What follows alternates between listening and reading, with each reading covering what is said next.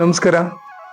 ಈ ದಿನ ಆಧ್ಯಾತ್ಮ ಅರಿವು ಕಾರ್ಯಕ್ರಮದಲ್ಲಿ ಸಂತೋಷದಾಯಕವಾದ ಕ್ಷಣಗಳನ್ನ ಹೇಗೆ ನಾವು ಅದನ್ನ ರೂಢಿಗತ ಮಾಡ್ಕೊಳ್ಳೋದು ಅನ್ನೋದ್ರ ಬಗ್ಗೆ ನೋಡೋಣ. ನಮ್ಮ ಮನಸ್ಸು ಯಾವಾಗಲೂ ನೆಗೆಟಿವ್ ವಿಚಾರಗಳ ಬಗ್ಗೆ ಹೆಚ್ಚು ಒಲವು ತೋರಿಸ್ತಾ ಇರುತ್ತೆ. ಈ ನೆಗೆಟಿವ್ ವಿಚಾರಗಳನ್ನ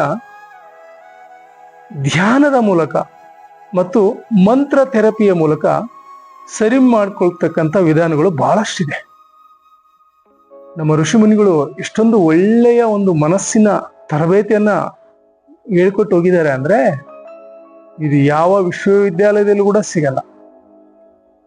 ಮನಸ್ಸು ಯಾವಾಗ್ಲೂ ಶಾಂತವಾಗಿ ನಗುನಗುತ್ತಾ ಇರಬೇಕು ಅಂದ್ರೆ ನಮ್ಮ ಒಳಗಡೆ ಇರ್ತಕ್ಕಂಥ ಭಾವ ಶುದ್ಧೀಕರಣ ಆಗಬೇಕು.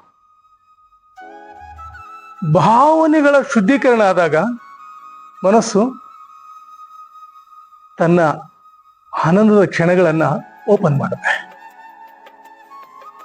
ಈಗ ನೋಡಿ, ಯಾರೋ ತುಂಬಾ ಚೆನ್ನಾಗಿ ಬೆಳೆದ್ಬಿಟ್ರು, ಒಳ್ಳೆ ಹೆಸರು ಮಾಡಿಬಿಟ್ರು ಅಂದ್ರೆ ಒಳ್ಳೇದಾಗ್ಲಿ, ಭಗವಂತ ಅವ್ರಿಗೆ ಆಶೀರ್ವಾದ ಆಗಿದೆ ಅಂತ ಅಂದ್ಬಿಡಿ, ನಿಮ್ಮ ಮನಸ್ಸು ಶಾಂತವಾಗುತ್ತೆ.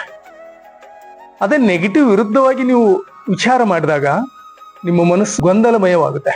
ಯಾವ ತರ ಅಂದ್ರೆ ಏನೇನೋ ವಿಚಾರಗಳನ್ನು ತೆಗೆದುಕೊಂಡು ನಿಮ್ಮ ಆನಂದಕ್ಕೆ ಭಂಗ ನೀವೇ ತಂದ್ಕೊಳ್ತಕ್ಕಂಥ ಕ್ಷಣಗಳು ತುಂಬಾ ಇರುತ್ತೆ. ನೋಡಿ, ಅವ್ರು ಸಕ್ಸಸ್ ಆದ್ರೆ ನಾವ್ಯಾಕೆ ತೊಂದರೆದಾಯಕ ಸ್ಥಿತಿ ಮಾಡ್ಕೋಬೇಕು ಹೇಳಿ? ಭಗವಂತನ ಆಶೀರ್ವಾದದಿಂದ ಜಾತಕದಲ್ಲಿ ಗುರು ಬುಧ ಶುಕ್ರಗಳ ಸಂಯೋಗ ಬಂತು ಅಂತ ಹೇಳ್ಕೊಳ್ಳಿ. ನಿಮ್ಮ ಜೀವನದಲ್ಲಿ ಯಾರ್ಯಾರಿದಿರಲ್ಲ ಜಾತಕದಲ್ಲಿ ಅವರೆಲ್ಲರಿಗೂ ಒಳ್ಳೆಯ ಒಂದು ಫಲ ಸಿಗುತ್ತೆ.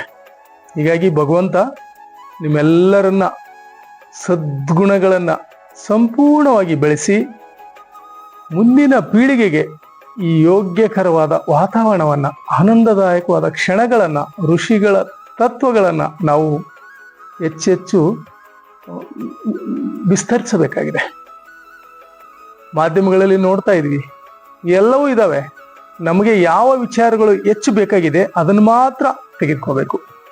ಮಕ್ಕಳಿಗೆ ಒಳ್ಳೆ ಸಂಸ್ಕಾರವನ್ನ, ಒಳ್ಳೆ ವಿದ್ಯಾಭ್ಯಾಸವನ್ನ, ಒಳ್ಳೆಯದನ್ನ ರೂಢಿಗತ ಮಾಡಿದಾಗ ಸಂಪೂರ್ಣವಾಗಿ ಈ ನಮ್ಮ ಋಷಿ ತತ್ವ ಜಾಗೃತವಾಗುತ್ತೆ.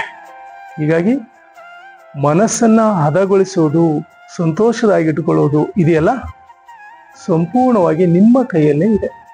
ಹೀಗಾಗಿ ಒಳ್ಳೆಯವರ ಸತ್ಸಂಗವನ್ನ ಮಾಡಿ, ಒಳ್ಳೆಯ ಜನರ ಜೊತೆ ಭಜನೆಗಳನ್ನ, ಪ್ರಾರ್ಥನೆಗಳನ್ನ, ಪುಣ್ಯಕ್ಷೇತ್ರಗಳ ದರ್ಶನಗಳನ್ನ ತುಂಬಾ ಅಚ್ಚುಕಟ್ಟಾಗಿ ಸತ್ಸಂಗವನ್ನು ಮಾಡಿದಾಗ ಸಜ್ಜನರ ಸಂಘ ಹೆಜ್ಜೇನು ಸವಿದಂತೆ.